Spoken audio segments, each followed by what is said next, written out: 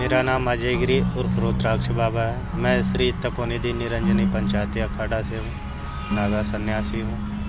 हरिद्वार अपना अखाड़ा है, गुरु स्थान है मेरा। मैं 13-14 वर्ष के जैसे था जब मैंने संन्यास धारण किया। उस समय मेरी अवस्था थी 13 से 14 वर्ष की। जी महाराज जी, ये साधु बनने के पीछे लक्ष्य क्या था आपका?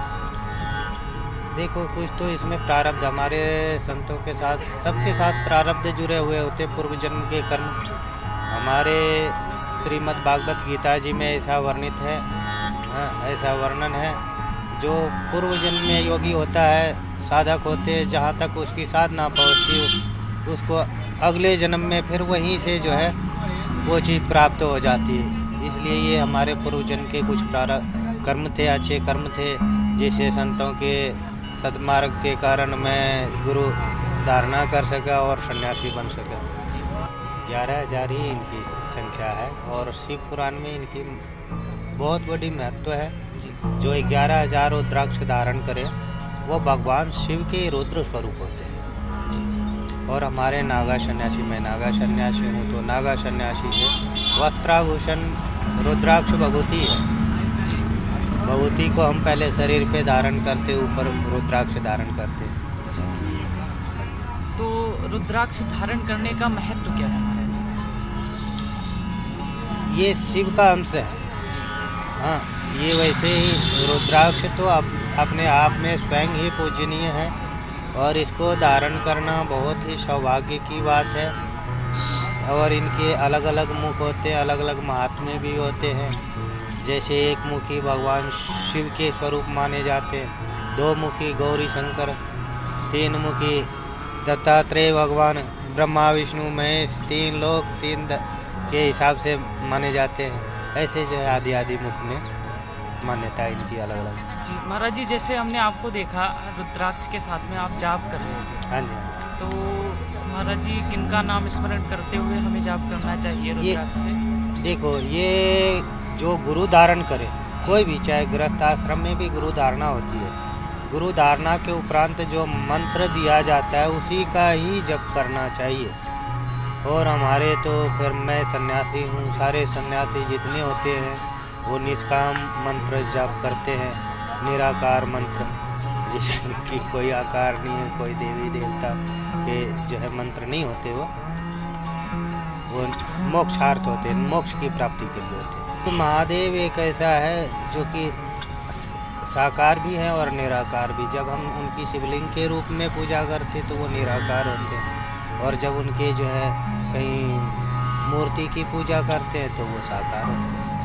महाराज जी, क्या ये संभव है कि इस मतलब जो हमें देह प्राप्त होती है, जो शरीर हमें प्राप्त होता है, इसके साथ में ही या इसको त्याग कर किसी भी प्रकार से महादेव तक पहुंचा जा सकता है? ऐसा कोई रास्ता है? देखो, यदि हमारी भक्तिपूर्ण हूँ तो देखो, महादेव हमारे से, कोई परमात्मा हमसे दूर है नहीं। भगवान ने गीता में बोले, ईश्वर अंश जीव अविनाशी। भगवान सब जीवों में, हर एक जीवों में परमात्मा का ही अंश है। हाँ, तो उनको देखने की बस दृष्टिकोण चाहिए, अपनी दृष्टि चाहिए। महाराज जी, जैसे अभी हमने प्रश्न किया कि जाप कर सकते, मतलब किनका उचित है करना, तो उसके पीछे एक यह भी सवाल आता है कि जाप करने से उसका लाभ क्या होता है? जैसे आम मनुष्य अगर कोई जाप करता है, साधु सन्यासी तो करते ही हैं विश्व कल्याण के लिए, और तो गृहस्थ आश्रम में ऐसा है, सकाम प्राप्ति के लिए होते हैं, मंत्र देते हैं, गुरु लोग मंत्र देते हैं सकाम प्राप्ति के लिए। जैसे उसकी परिवार में सुख शांति रहे, सब कुछ अच्छा हो, परमात्मा की दया से कोई निगेटिव फीलिंग नहीं होए जीवन में, ऐसा। जी महाराज जी, जैसे साधना जब करते हैं तो ये किस प्रकार का आनंद प्राप्त होता है? देखो, ये आनंद की विषय किसी को बताने की नहीं। ये है ऐसा जैसे गूंगे ने बूंदी के लड्डू खाए और उसका स्वाद कैसे व्याख्या करेगा बस यही है। जिसने करी है भक्ति, जिसने उसी को जो है उस अनुभव का पता है, उसकी कोई व्याख्या नहीं कर सकते। हमारे जीवन में काल में भी कई दफ़ा ऐसे हुए, ऐसे समय आए जब साक्षात आभास हुए परमात्मा के, हाँ, जो है हमारे साथ निकट में है। मैं उनके सानिध्य में हूँ।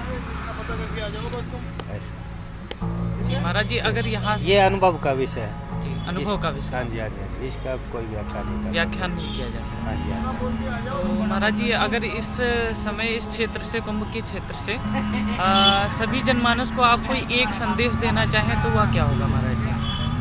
सद्भावना के लिए सबसे मेरा एक ही है भी, अपने धर्म को मानो और अपने धर्म में रुचि रखो, श्रद्धा भाव रखो। हमारे धर्म हिंदू धर्म सनातन धर्म आदि अनादि है, आदि काल से है।